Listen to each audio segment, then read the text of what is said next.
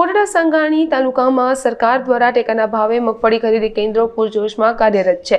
રાજપુરા, મોટા માંડવા અને પાંચિયાવદર મંડળીઓ દ્વારા ચાલતા આ કેન્દ્રો પર અત્યાર સુધીમાં આશરે 1250 ક્વિન્ટલથી વધુ મગફળીની ખરીદી થઈ ચૂકી છે, જેમાં 2000 જેટલા ખેડૂતોએ ટેકાના ભાવનો લાભ લીધો છે।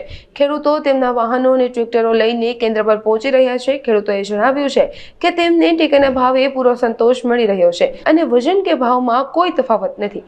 આ કેન્દ્રોની મુલાકાત રાજકોટ જિલ્લા પંચાયતના પૂર્વ સદસ્ય અશોક ઠુમર અને દૂધ ડેરીના ડિરેક્ટર સુરેશ લુણાગરિયા સહિતના આગેવાનોએ પણ લીધી હતી અને ખેડૂતોને મળતા સંતોષ બદલ ખુશી વ્યક્ત કરી હતી।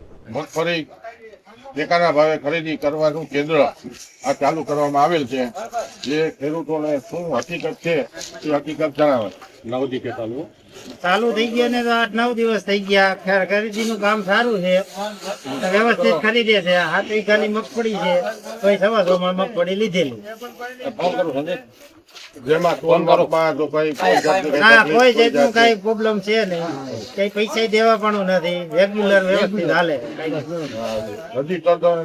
રેગ્યુલર કરવામાં આવ્યું છે। રજીસ્ટ્રેશન રેગ્યુલર કરે। કોટડા સંઘાણી સલીમ પતાણી હપ્તો।